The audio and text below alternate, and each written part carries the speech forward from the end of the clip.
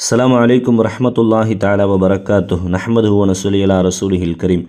ரமலானின் மாதம் பிறந்துவிட்டது என்று சொன்னாலே சந்தேகங்களும் கேள்விகளும் நம்மில் எழுவது வழமையான ஒன்றுதான். இந்த பதிவிலே நாம் குறிப்பாக சில விஷயங்களை காண்போம். அதாவது ரமலானின் மாதத்தில் கணவன் மனைவி இல்லற வாழ்வை வாழலாமா, நோன்பு நோற்ற நிலையிலே மனைவியை தொடுவது, மனைவியோடு பேசுவது, மனைவியை கொஞ்சுவது என்ற சூழல்களை கணவன் மனைவிக்கு இடையில் அவர்கள் செய்து கொள்வது அனுமதிக்கப்பட்டதா என்ற விஷயங்கள் எல்லாம் இந்த சமூகத்திலே மிகப்பெரிய அளவிலே சந்தேகமாக இருக்கக்கூடிய சூழலிலே இந்த பதிவை அவசியம் என்ற அடிப்படையிலே நான் பதிவு செய்கிறேன். அல்லாஹு தாலா மார்க்கங்களை சரியாக புரிந்து கொள்ளும் நல்ல நசீபை தந்தருள் புரிவானாக. அல்லாஹு தாலா சூரத்துல் பக்கராவிலே 187வது வசனத்திலே பேசுகிறான், ஒஹில்லலக்கும் லைலத்து சியாம் யார் ரஃபத் இலா நிசாஇக்கும். ரமலானின் இரவு நேரங்களிலே உங்கள் மனைவியோடு நீங்கள் இல்லறம் கூடுவது உங்களுக்கு அனுமதிக்கப்பட்டது. ஹுன்ன லிபாசுல்லக்கும் அன்தும் லிபாசுல்லஹுன்னு, நீங்கள் அவர்களுக்கு ஆடை, அவர்கள் உங்களுக்கு ஆடை என்பதாக அல்லாஹு தாலா குர்ஆனிலே பேசுவான்.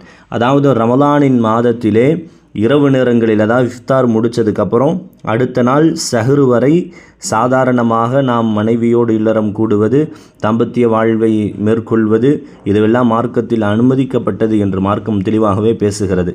இந்த வசனம் இறங்குவதற்கான காரணத்தை பார்க்கும் பொழுது நபித்தோழர் பரா இப்னு ஆசிப் ரலியல்லாஹு அன்ஹு அவர்கள் அறிவித்து காட்டுகிறார்கள், முன்பெல்லாம் ரமதானில் விதியாக்கப்பட்ட சூழல்கள் என்னவென்றால், நோன்பு திறந்தது முதல் உறங்கும் வரை மட்டும்தான் சாப்பிடுவது, உண்பது, மனைவியோடு சேருவது அனுமதிக்கப்பட்டிருந்தது.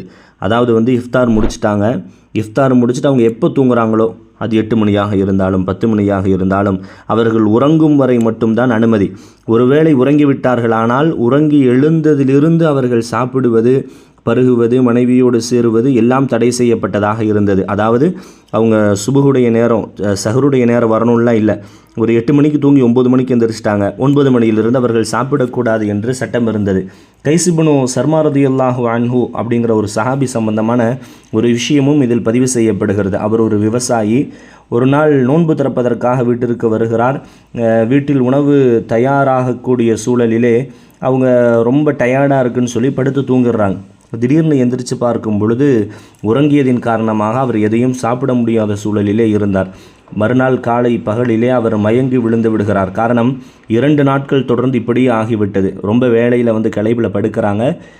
சட்டம் அப்படி இருந்ததை படுத்து எழுந்த உடனே அவர் அது அவ்வளோதான் முடிஞ்சுது. அதற்கு பிறகு அவர் சாப்பிடுவதோ, நீர் அருந்துவதோ, மனைவியோடு இல்லறம் சேர்வதோ தடை செய்யப்பட்டிருந்ததால் இவருக்கு இப்படி ஒரு சிரமம் இருந்தது. அல்லாஹு தாலா உடனே இந்த வசனத்தை இறக்கினான் என்பதாக இந்த வசனத்தை இறக்கப்பட்டதற்கான காரணங்களை சஹாபாக்கள் சொல்லித் தருகிறார்கள். சில சஹாபாக்கள் தூங்கி எழுந்த பிறகு மனைவியோடு இல்லறம் கூடிய அந்த சூழலையும் கவனித்து அல்லாஹு தாலா ரமலானிலே நோன்பின் விஷயத்திலே சலுகைகளை அறிவித்ததின் அடிப்படையில் இறக்கப்பட்ட வசனம்தான் இது. ஆக ரமலானின் மாதத்திலே நோன்பு வைத்த நிலை அல்லாத நேரங்களில் தாராளமாக உண்ணுவது, பருகுவது, இல்லறம் கூடுவது மார்க்கத்தில் அனுமதிக்கப்பட்டது தான். இப்பொழுது நோன்பு வைத்த நிலையிலே ஒருவர் தன் மனைவிக்கு அருகாமையில் அமர்வது, மனைவியின் கரங்களை பிடிப்பது, சாதாரணமாக பாசங்களை பரிமாறிக்கொள்வது என்பது அனுமதிக்கப்பட்டிருக்கிறதா என்று பார்த்தால் தாராளமாக அனுமதிக்கப்பட்டிருக்கிறது. அது ஒரு குறிப்பிட்ட அளவை தாண்டிவிடக்கூடாது என்று தான் மார்க்கம் நமக்கு சொல்லித் தருகிறது.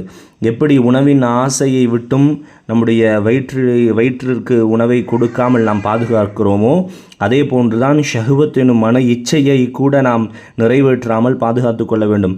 சாதாரணமாக மனைவியோடு பாசமாக பேசுவது, சில நேரங்களில் பாசமாக அவர்களுக்கு முத்தம் கொடுப்பது, இதுவெல்லாம் மார்க்கம் அனுமதித்த விஷயம்தான். இது மார்க்கத்தில் தடை செய்யப்பட்டதல்ல, தாராளமாக அனுமதிக்கப்பட்டிருக்கிறது. ஆனால் அந்த எல்லையை கடந்து அது சென்றுவிடக்கூடாது என்பதைத்தான் மார்க்கம் தெளிவாகவே சொல்லித் தருகிறது. அல்லாஹு தாலா நம்முடைய நோன்புகளை கபூல் செய்வானாக. எல்லா விதமான ஹைர் பரக்கத்துகளையும் ரமலானில் நிரப்பமாக தந்தருள் புரிவானாக. எல்லா விதமான சந்தோஷத்தையும் குடும்ப வாழ்விலே நிரப்பமாக தந்தருள் புரிவானாக. வாஹிரு தாவானா அனில் அல்ஹம்துலில்லாஹி ரப்பில் ஆலமீன். அஸ்ஸலாமு அலைக்கும் வரஹ்மத்துல்லாஹி தஆலா வபரகாத்துஹு.